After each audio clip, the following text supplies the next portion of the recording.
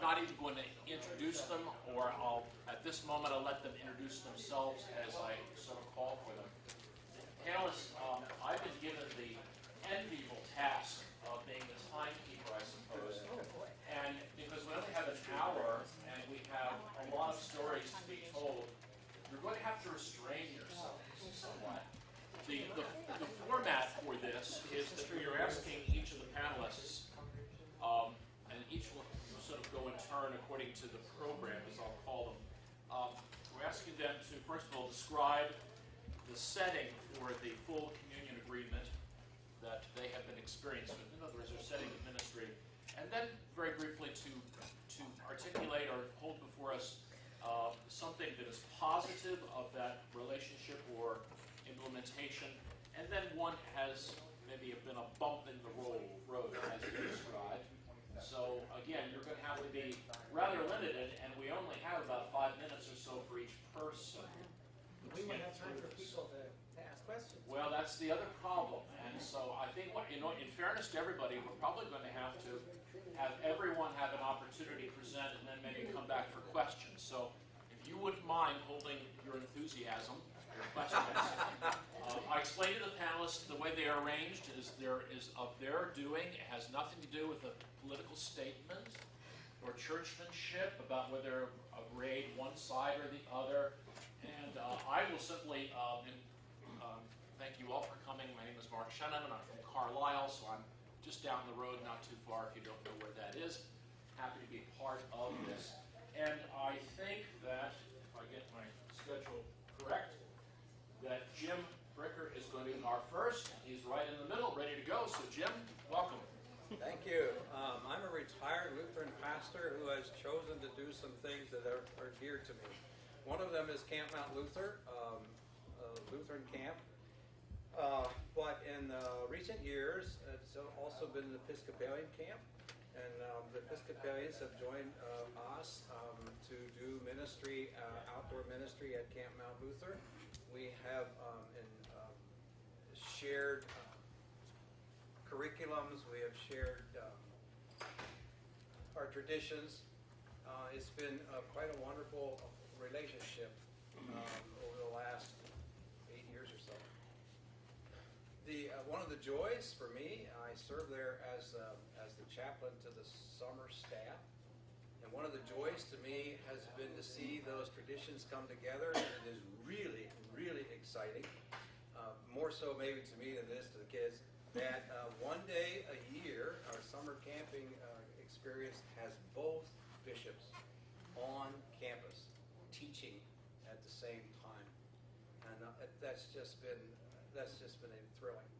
A bump in the road has been that the Camp Mount Luther board at the beginning, or pretty close to the beginning of this relationship, has set aside several seats on the board which are to be filled by Episcopalians. Those seats have not always been filled, and that's been a struggle for us. I'm going to break the rules because I want to tell you about two more.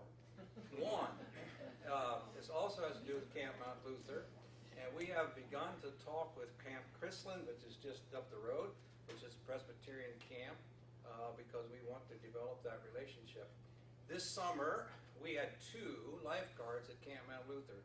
One's father died, and the other one was already assigned to be off campus for a camp that we had on the Susquehanna River.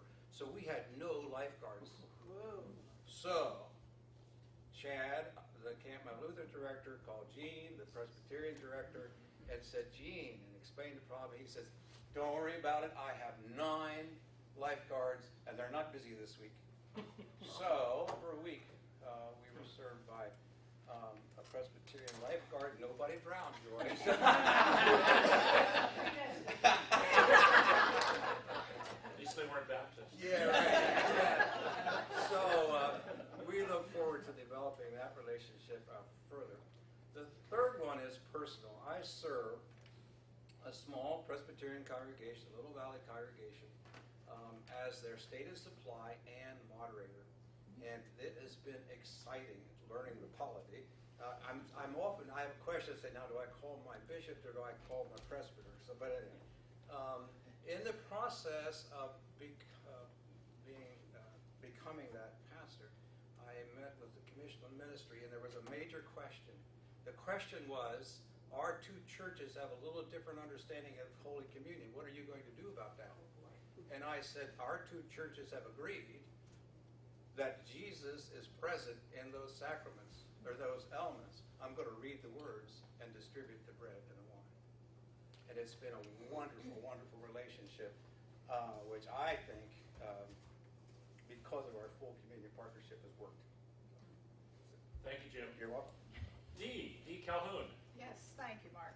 I would like to say that I worked with Jim at Camp Mount Luther, and that is close to his heart and obvious that it is. I have retired recently, for the third time, as interim pastor at St. John's in Huntingdon. But before I went there, I served as a Lutheran Episcopal pastor in Renova, Pennsylvania, which was the first experience in our synod, which is the Upper Susquehanna Synod, and our diocese, the Diocese of Central Pennsylvania. In that experience, we discovered many things. And what we discovered was, if you don't allow the things that make you different to divide you, nothing can. And as a parting gift, I had these cups made, and one of the Lutheran ladies, who is very artistic, I asked her to think about a logo for the cup that would definitely define our ministry. And so, as you can see, she allows us to keep our identities. There's Trinity Episcopal and Zion's Lutheran. But it's a Venn diagram. So what functions most powerfully in this diagram is the love, which is represented by the heart, that grew between our two congregations very quickly, and the faith that we share, which is not Lutheran or Episcopal, but Christian faith. And in those times that I was there, we did a lot of things jointly. We had a popcorn and discussion movie night. We had a joint Bible study. We had joint vacation Bible school. We had joint parish picnics. We celebrated in each church each Sunday, except on the fifth Sunday, when we would take turnabout. And we would go to the Lutheran church and do their service at their time, followed by lunch. And then the next time, we would go to the Episcopal church and do that service at their time, followed by brunch. We do a wonderful ministry still in food and outreach in that community, and they continue to do it together under the guidance of an Episcopal priest who is very part-time because he's also a professor at Penn State. But their ministry continues to be very dynamic in the community. If there's a bump in the road, the bump is that although we are very similar in liturgy and in belief, we are not the same in ethos. So coming to a understanding that our mindsets and our philosophies are not exactly the same, because we come from different backgrounds and different people. But those things should not keep us from doing the things that we agree firmly about, which is the love of Christ for all people, and our call to express that love in the community, which I think we did very well together. Thank you, Dee. That was great. Next, Jackie Campbell. Me. Oh, right here, I'm sorry. As a Lutheran pastor serving a federated Presbyterian Lutheran congregation, I bring you greetings from Church of the Covenant in Grafton, West Virginia. It's a small town near Morgantown. We've been federated since 1972, long before the full communion agreements. But this church was not born out of a desire to get ahead of the pack in ecumenical relationships. Rather, it was to survive after a downturn in the railroad industry left behind in its wake a devastated community, including two floundering century-old congregations. But then one day, riding into Grafton, not in a white-on-white horse, but in a yellow Volkswagen Beetle, came the formidable Lutheran pastor, B.B. Maurer, offering a radical solution to these churches in despair. And conversations and worship began, and because of, and I have to say, or in spite of, the headstrong, faithful leaders from both churches, the Federation was born. By God's amazing grace and the blessings and continued bewilderment of the Synod, of the Presbytery, and of the Grafton community who said it wouldn't last. When inquiring as to how it was all decided, I was told simply, the Presbyterians got the building and the Lutherans got the service. We worship in the 19th century Presbyterian sanctuary, and the liturgy is now actually a blend of Lutheran and Presbyterian, but with distinct echoes from the old Lutheran Red Book that was in vogue during the time of the Federation. Our worship attendance is 50, and we serve communion monthly, but also on as many festival days as I can work it in. Yeah, I gotta do the same thing. When praying the Lord's Prayer, we ask forgiveness not for our trespasses or our debts, but for our sins. We're governed by a federated board which adheres to the best of my ability to the polity of both denominations. And for statistical purposes, the members must join as either Lutheran or Presbyterian, but most parishioners don't know who's who, and they boast about that, recognizing that they're one in Christ. The one joy of this unique call is that since we are ecumenical by nature, other ecumenical opportunities seem to come our way very naturally. Our weekly Bible study includes members from the Episcopal Church down the street who also attend other church events.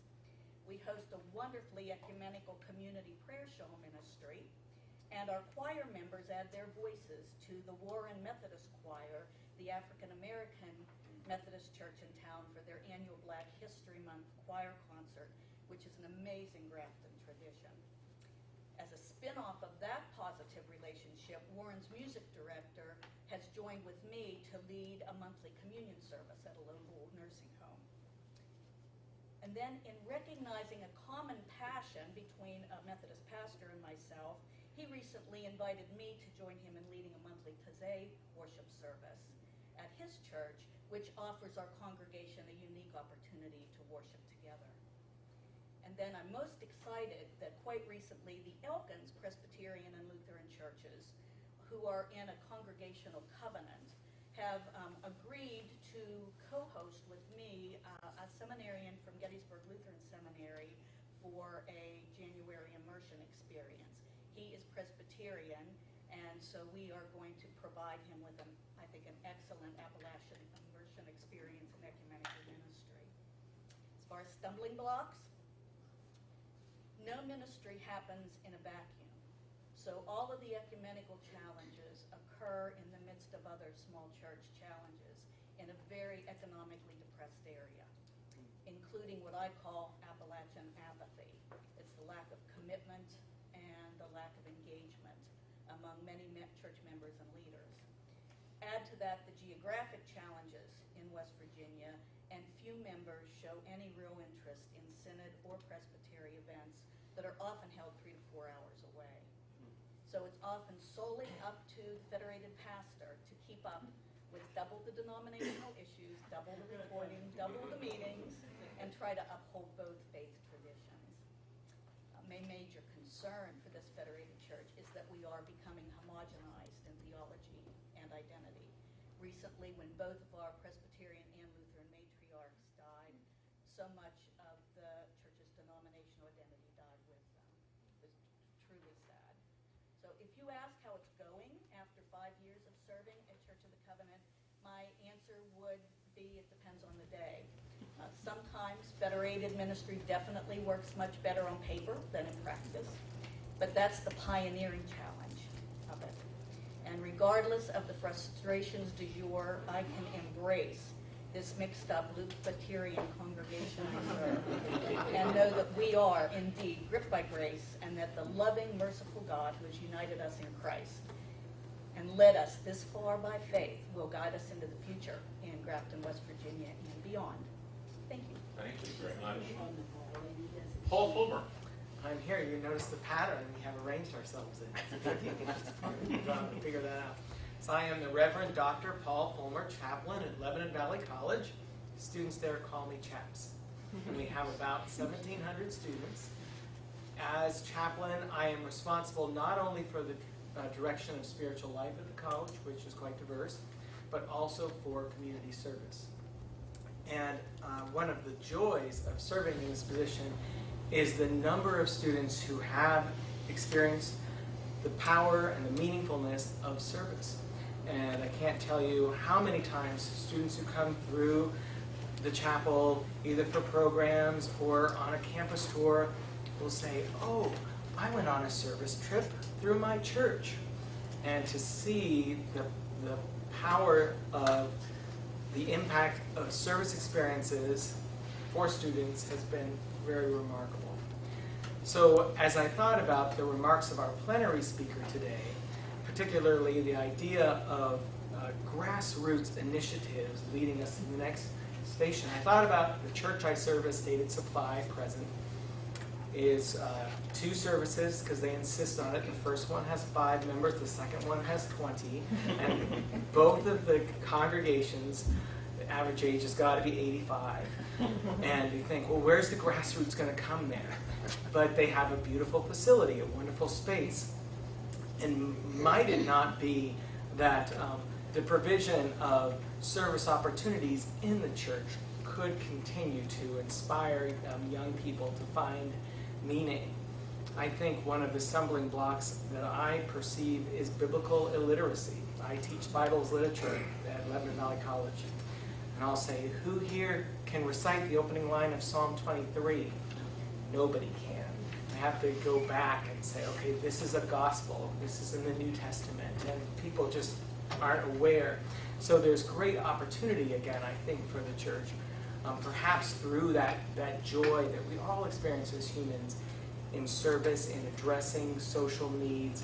There's so much passion there. And then linking to that, perhaps, it will definitely, the ideas of the gospel. So, Thank you, Bo. Mark, is it Liller? Mm-hmm. Yes, you're next on, Mark. Thank you. I am Mark Liller, and I am ordained Church of the Brethren.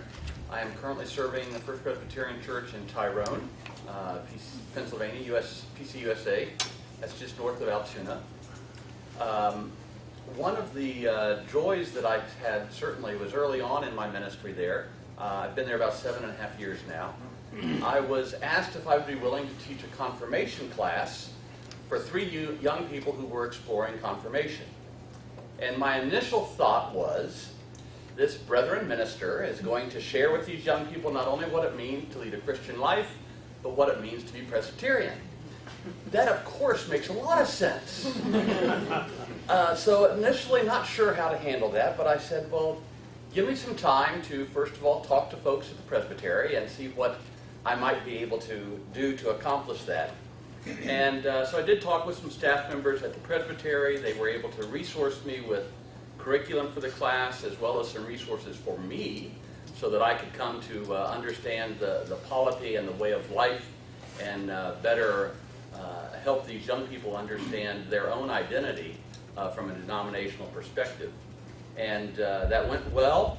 The session as well as the families of the children seem to be very happy with things and have been in the classes that I've done since then as well. So that certainly is one of the positives. One of the bumps in the road, and there really haven't been any significant ones in the time that I've served there, but one of them actually has been about denominational polity. And it might not be what you suspect. The issue has been times when questions or requests come from members of the congregation to do things that I scratch my head at and say, I don't think the Book of Order lets us do that. And so then I have to go back and do some research and have to go and share with the members, you know, as Presbyterian, you're not supposed to do that. To which they often say, well, we've done it that way before. And I respond, I said, yeah, but I can't do that. I need to be more careful and also need to help you understand better your own tradition. And so that we normally work that out. It's not been any large bumps, but it's been an interesting bump in the road. I certainly also have been supported from my tradition, the Church of the Brethren, and acknowledging the ministry still going on, even though not within my own denomination.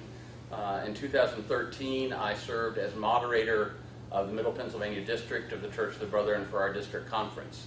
And that was done with their knowledge that all of my ministry time was being spent within the PCUSA at that. And so that's my story at this point. Thank you very much. Next is Tom McKee. I'm a Lutheran pastor on the staff of the Lower Susquehanna Synod. And I'm a board member of the St. Barnabas Center, a ministry in Upton, Harrisburg. This ministry grew out of the vision of Bishop Edmonston and Bishop McNutt of the Central Pennsylvania Diocese of the Episcopal Church as a way of living into the full communion agreement, and also as a way of being a model to our congregations how to work together as partners in ministry. Originally, the building where the St. Barnabas Center is was a Lutheran congregation that closed, St. Matthew Lutheran Church. But the worshiping congregation there now is St. Paul Episcopal Church. And St. Paul's provides the worship component of the ministry. And the St. Barnabas Board provides service to the community. Originally, it was planned that it would be more of a multifaceted service center, but in reality it has evolved into a ministry to children and youth in Uptown Harrisburg, especially through a summer program and an after-school program that is faith-based. The biggest joy, I think, of this ministry is the same joys that all social ministry organizations experience, and that's the joy of seeing the joy that the children have by participating in the program, and the appreciation of the parents that they can participate in, and knowing that we're building in the lives of children in a very constructive way. The second joy is just the relationships that have formed between the board members who are Episcopal and Lutheran as we discover what our denominations are like and share in one another's ministry. There's been a great spirit that's developed among the board members. The biggest bump in the road was after 15 years, when the joint venture agreement ended between the Central Pennsylvania Diocese and the Lower Susquehanna Synod, the board became self-supporting. At the same time, the St. Paul Episcopal Church received full possession of the church building, and they were met with different kinds of expenses than they were used to. And there was a long period of struggle as we tried to find the leadership and the financial support that we needed to continue the ministry. It's turned out, I think, to be a blessing to the program. We were able to identify some strong leadership, most of which are dedicated to children's ministry, more so than ecumenical ministry, but they're dedicated to children's ministry and work very hard to see that it's continued. And we found a number of local congregations who are willing to support this ministry, a support that wasn't so evident when the Lutheran and the Episcopal judicatories provided the funding. All right. Thank you, Tom. Gloria McPherson. Hi. I am ordained in the United Church of Christ. I grew up with Presbyterian and then United Methodist, well, it wasn't United Methodist then, background, and became a member of the United Church of Christ as an adult. So I have this sort of non-denominational or post-denominational attitude, I guess. And my home church right now is Faith United Church, which had been two separate buildings which shared a pastor from 1967, one of which was, of course, out of the German Reformed tradition, and one is Lutheran. They now share a building and a pastor. They've always had UCC pastors as far as I know, and they're now federated. So again, I'm not so into this denominational idea. went to Lancaster Theological Seminary, which is primarily UCC affiliated, but now has a tremendous percentage, I don't know what it is, of students who are not United Church of Christ. So when I was called, and I have always believed it was a call, to serve as an interim with two little local, in Perry County, local Lutheran churches, that seemed just right to me. Now, of course, I wanted to be ordained. I graduated from seminary in 2010, and I accepted this call in 2010, but I wasn't ordained. I was approved pending a call. And we got into some little things about, well, was this really a call because it was a contract, which I found ugly. But, the laity were always supportive of me, and that was one of the joys.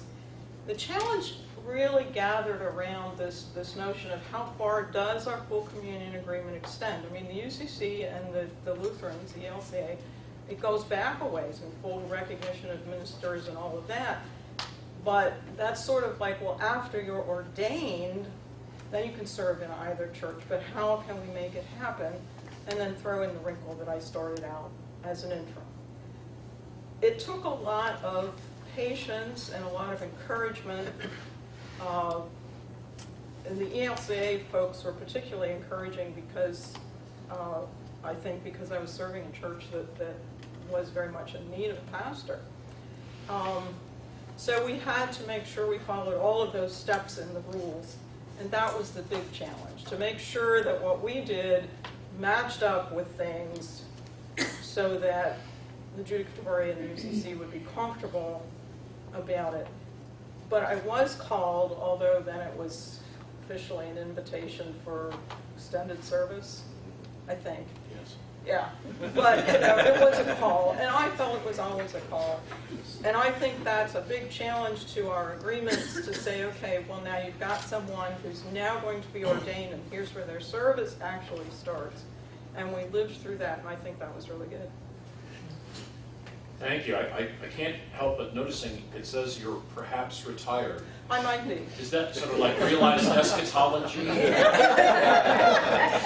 It's been an interesting year in that sense of may you live in interesting times. Right.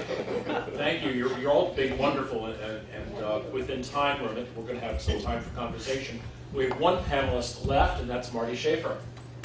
Good afternoon. I'm Marty Sheaffer. I'm an ELCA ordained pastor, and I live in Lidditz, and one of the 3 hotbeds of the Moravian Church in our area. Lidditz, Bethlehem, and Winston-Salem. So when Darla Swan talked about full communion with the Moravian Church, I said, here I am, look at me. And I had the privilege of being on the coordinating committee at the time.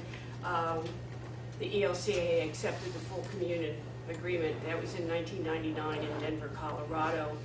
At that point, it was just the northern province and the southern province of the Moravian Church.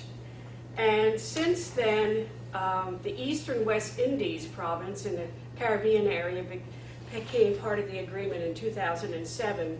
And at that point, the Alaska province was also invited, but I don't know yet where they are on that. My own journey, personal journey of ministry, took quite a turn since 1999. So when Darla's asked me to serve on this, I really had to do a lot of research to find out what was happening. And of course, I went to the ELCA website, and their church relations and ecumenical site has a wealth of materials.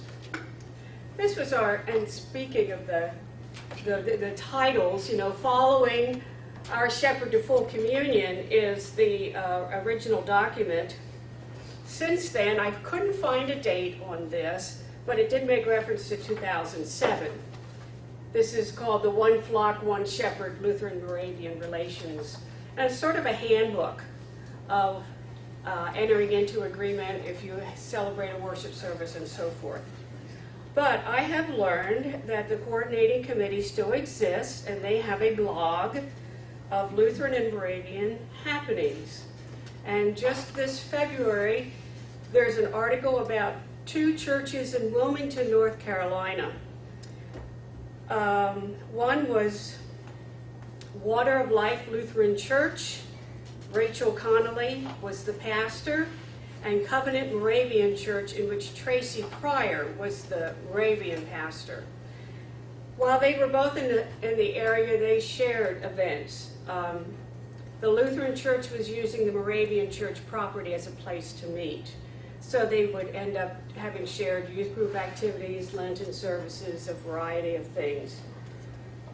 Well, the Moravian pastor left and went to Ohio. So it was during that time, after a lot of study, and as we do with committees and looking at what we want to do, they decided, the group from the Moravian Church and the group from the Lutheran Church decided that they're going to establish a joint ministry covenant. And in essence, what they did,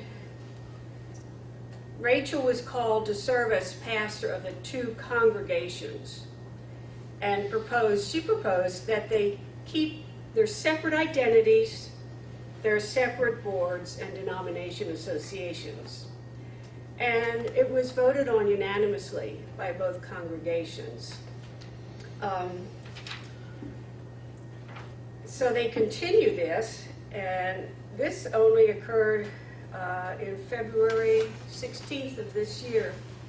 And looking at the ELCA book, yearbook, when you look at the page of the full communion churches and affiliations, there was only one Moravian pastor listed serving a Lutheran congregation, and that was in Bethlehem.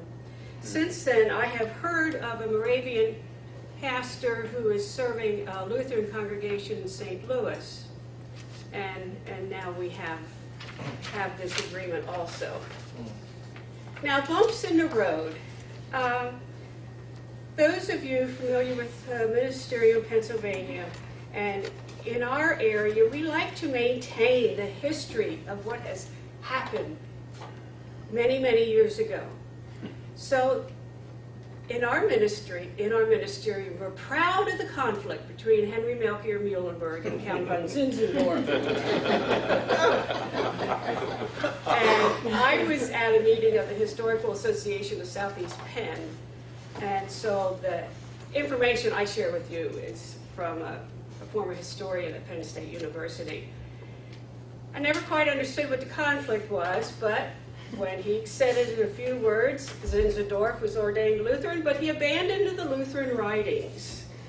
So when you consider our Lutheran tendency to follow the doctrines and theology of the Lutheran Church, that when you have an ordained pastor who's not following, that's quite an anathema. So we're proud of that conflict at Trinity Church in Lancaster, where Zinzendorf and Muhlenberg had their chance encounter. They must be rolling over in their graves. They must be, especially after this. But I have to tell you, just a recent incident, this isn't a full communion thing, but it shows some of the, I don't want to say tension, creative tension between Lutherans and Moravians and Lidditz. If you aren't familiar with Lidditz, it was a Moravian community. All the land was common property. If you wanted to have a Lutheran church, it was outside of their territory, which was Salem, Kissel Hill. It was only in the 1860s when the Moravians opened up land and St. Paul Lutheran Church could be established. Well, just this past year, the property of St. Paul abuts the property of the Moravian home, Moravian Manor. So we have all this property behind St. Paul. So we, as good stewards as some of the people in St. Paul were, they wanted to find a useful use for that. Well, the Moravian Manor community approached the church and said, we'd like to buy that land so we can have a parking lot. St. Paul Church said, no, we want to give that land to Habitat for Humanity and build 4 structures there. Oh dear. Habitat won out. And Moravian Manor did not get their land for a parking lot. But as we say, they should have put that in the plans when they built Moravian Manor. But St. Paul is very proud of that. So Locally, there's still some bumps in the road about Moravians welcoming Lutherans into their borough, but again, that's history, keeping that bias alive. So that would be our bump in the road. Thank you, Marty, and to all our panelists. We've got 20 minutes, I think, not quite, to continue conversation. It really opened up for everybody, and panelists to discuss among themselves. I'd like to start by pulling one thread that I've sort of heard commonly through many of the stories. Many of our moments or opportunities for cooperation and sharing have been forced upon us by a decline, by a challenging situation. Oftentimes, when we find ourselves in those dynamic situations, people are more concerned about survival than mission. And I'm just wondering if the new paradigms that have developed have been mission-oriented, or have they really been survival, in their background? Anybody? And know that they survived because they turned outward. Mm-hmm. If they would have continued to look inward, it would not have succeeded. But because they looked outward and began to do an enormous amount of outreach ministry in the community, which desperately needs it, by the way, they were able to come together, working together more, and then the worshiping together came along secondly. So I would say there, if not for outreach ministry and mission, the experiment probably would not have worked. Thank you. The others? I'm thinking about this example, that it was a lot of it, I'm sure, was survival, because the Lutheran Church was using the property of the Moravian Church, and here they were losing their pastor. So it might have started as survival, but I think the joy and celebration that these two congregations have in this facility has really helped their mission, because it talks about some things they've done in mission and in that area. Right. The matches. And we have a similar story in Lebanon and Annville, 4 Lutheran churches yoked under 2 pastors, and the energy and excitement that was created from that union resulted in the ability to create a second position. And so they hired a really resourceful woman in our community to serve as someone to assess community needs and determine how it is that those 4 congregations might serve them. So as a result of that need, the 4 churches wouldn't have made it on their own. They found that they had resources for this extra position, moving forward in exciting ways. I want to address the camping ministry. I don't see this working with the Episcopal Diocese or with Presbyterian church camps as a survival thing. Though I'm going to quickly say camping ministries are always right on the line fiscally. But what excites me is the possibilities. Christland has a high ropes course. Campbell Luther has a low ropes course. Wow. We both got rope courses. And the Episcopal Diocese, we're kind of in a transition there right now, because we're going to be doing ministry for the Episcopalians off-site rather than on-site this year. But I just think there are wonderful opportunities that we have never seen when we were Lutheran camps. You know what I mean? Mm-hmm. That's what I'm getting at. Yeah. Anybody else? St. Barnabas Center grew out of a vision to create a new ministry in Harrisburg area. So. Yeah, that's great. That home church that I have in Ickesburg, Pennsylvania, which came together more than anything as a survival technique. Camp, 2 buildings was one too many. But really it's been a few years, but it's been about 5, but they're still in that growing stage, but it does appear to be turning into more of an outward look and mission oriented, so that what started as, if we don't do this, we won't exist, has really become more of, we're in this together, and what can we do, to serve. Thank you. Speaking from Church of the Covenant, we recently celebrated our 40th anniversary, and I have to say that I think part of the reason that there is not the identity with the previous church or the current church bodies is because they are together in mission, and that is their concern. And Grafton is a small community that has a lot of needs, but there also is a real desire to reach out to the Davis Stewart Home for Children in West Virginia, which is a Presbyterian opportunity. And we have, once a year, we have a blanket fund for Church World Service, blanket opportunities. And I think that's part of the reason that the church is not focused necessarily on the denominational identity, because they do see each other as one in Christ for mission. And for that, I am certainly very grateful, and trying to figure out how to balance and how to continue to uplift our traditions and our identity while also serving as a unified church. Thank you for sharing all that. It sounds to me like this is a common identity issue. A new identity is in mission. And that's exciting. I'll open this to questions from those who are present. Either open or to any of the panelists. Yes? Do you get any inquiries from others? How did you make it work? Would it work for us? Come and see what you're doing and so forth. I have. I have been on a conference call with two churches in Detroit, Presbyterian and Lutheran, who are considering this opportunity. And they're just in the very initial stages. I think in federating, especially in federating, there's enough history now with the full community agreements that I think it would be a little more organized in federating, and I don't know if that's going to mean more red tape, but we have very few bylaws. We don't have a constitution. We have.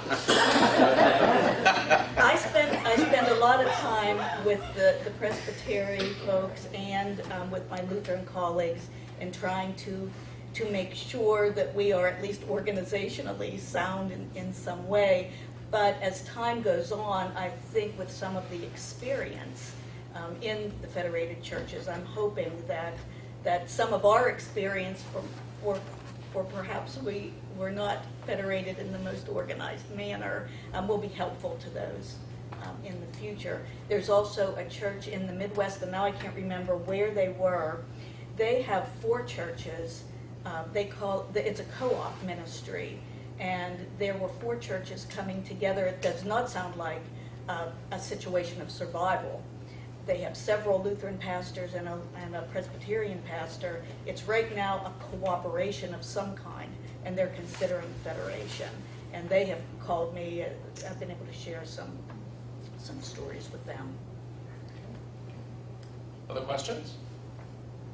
I'm sort of interested, and I've heard bits of it, but in terms of teaching and theology and kind of identity in the traditions, do you lift those things up, or do you just kind of ignore them, or how is it that you kind of live into that space that honors kind of where we came from, and yet accepts the fact that in this kind of worship environment you're honoring kind of both? When I started preaching at Little Valley, I read Calvin. And pretty soon I realized that Calvin and Luther, the biggest difference between Calvin and Luther is that the instruction that we have, and those that wanted to be confirmed in the Lutheran Church, then I did their catechism. But what those kids did jointly, which I thought was pretty interesting, I gave them each a big red piece of felt.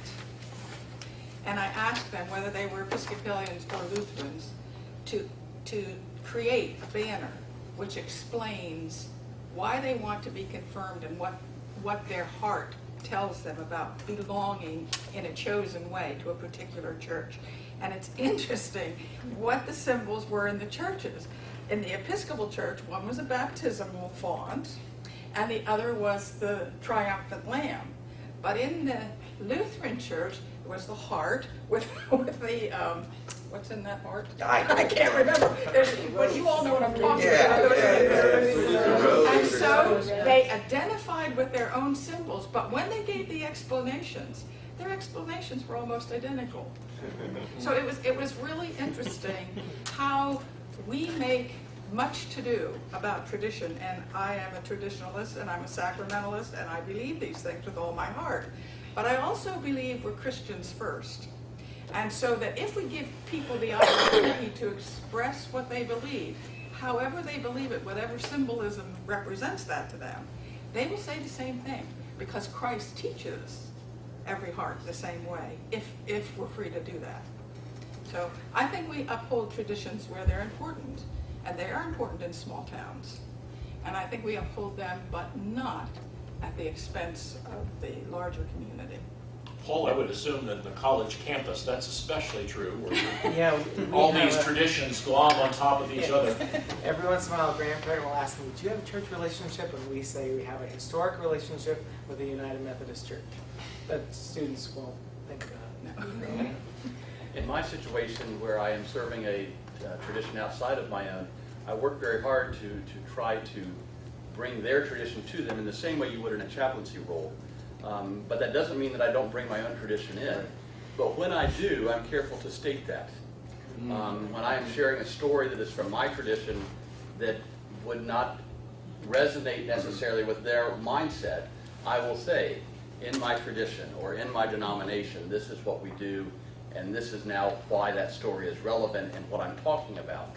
And they seem to be very open to that and appreciative of hearing those differences and my acknowledging that they are. And stating that up front. There's a legend in the Lutheran Moravian Conversations. There was one group that settled on all of the theology, and I was part of the next committee with coordinating things. But there was this, they like to tell the story that with the Lutheran theologians and the Moravian theologians, there began to be an argument between the Lutheran theologians, and the Moravians just sort of sat back and listened. But I think where the theology is, because music is so important to both traditions, and the odes that the Moravian church puts together, where they pick a theological theme and then choose hymns that manifest those themes, and then that becomes the worship service. And so they sing their theology. We have that common background of music.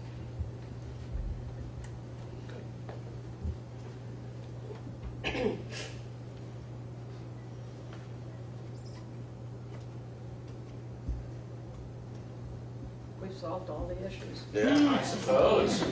I would like to share one other joy that I had, and this actually took place beyond the local church. I was at a gathering of the Synod of the Trinity during a summer conference through the Presbyterian Church USA, and during one of the meetings was asked to assist them in serving communion.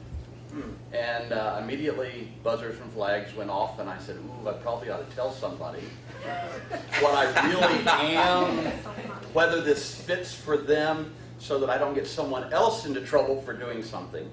So I went up to the person and I said, thank you for asking, but I wanted to let you know that I do serve a Presbyterian congregation, but I am ordained Church of the Brethren. And this minister's response to me was so appropriate. I thought he thanked me for my service and then said, please come help us.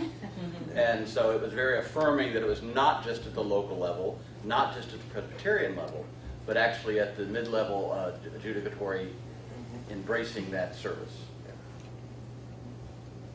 Thank you.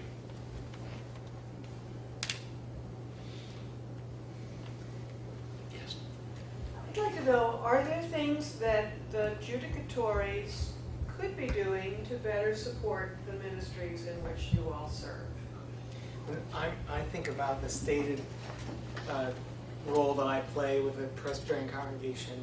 And the reason that they contacted me initially was because they wanted a Presbyterian to serve communion on the first Sunday of the month when they have it. And I don't think that there's a great sense among the leadership of that church that there is a full communion agreement, that they can have a non-Presbyterian come and lead communion. So I think if there was more education in that way, then there might be people, this people that are serving so diligently to keep these little churches alive might feel a little bit less stress? I think, and maybe because I asked for it, or maybe because I was serving Lutheran churches, but I got a lot of support, not necessarily, I don't know if I'd say the judicatory, but from the bishop's assistants. Pastor McKee was very helpful, and other folks who were in the bishop's office, because I was doing my best to figure out this whole Lutheran thing, to be, you know, as he said, to be faithful to the Lutheran traditions, because that was the church I was serving. And so to be sure of things, and when I have questions, I turn to them most often. And I suspect that my experience was not necessarily aberrant, that the denomination in which I was a member was less aware of me because I was not serving one of the churches of my denomination. Because I tried my best to be at the kinds of meetings and everything, but I was sort of out there somewhere in a way. So I was very grateful for the support I got from the denomination I served. I agree with that as well. The West Virginia Presbytery has been so incredibly supportive. And when you consider we have been federated for so long, and there have been so many executive presbyters and other staff members through the years, you have to keep telling the story over and over again, but they don't forget the story, and we certainly haven't fallen through the cracks. And the Presbyterian colleagues have just been so wonderful and supportive of me. I can call them anytime with strange questions, and the resources, especially the Christian education resources. I have been most grateful for the Christian educators in the Presbyterian Church. So I feel that there are resources, double the resources. On the other hand, there is double the duty and responsibilities, which really does take a lot of time. You must be prepared for all of the extra reporting and meetings. That is certainly one of the bumps in the road. Sure is. But one that's just necessary and part of the call. We're about at the end of time. If you allow, I'd like to tell a story of my own. And this comes from a different angle of this, actually with Roman Catholics. It goes back about 20 years, and I was having a wedding in our congregation, our building in Carlisle. And the young woman, the bride, was one of our members, and she was marrying a Roman Catholic boy whose mother was a teacher at DeLone High School in Hanover, Pennsylvania. They were very insistent that we would have a Eucharist at this wedding, and that the father, I can't remember the priest's name, I knew him casually from other ecumenical places, would be coming and sharing in the wedding. And I said, "Are you sure that you want to have communion?" "Oh yes, we want to have Mass." I said, "Oh, and we want you to invite it." "Are we invited?" "Yes, invite everybody. Father will understand." After the rehearsal, the mother of the groom came up, wringing her hands to me, and said, "Oh, Father, don't think bad of us, but we've decided we'll not come to communion tomorrow." I said, "Oh, I understand completely." I said, "I knew this might cause a problem, and there's no reason to start a marriage like this." And, "Oh, no, we want Mass." I said, "Are you sure? And we want you to invite everybody, but you understand if we won't come. The Father it would be hard for me. I'm a teacher." I said, "I understand that." So I did my thing, and I invited everybody to come to communion, and the first people to come up were the whole group of nuns who came up.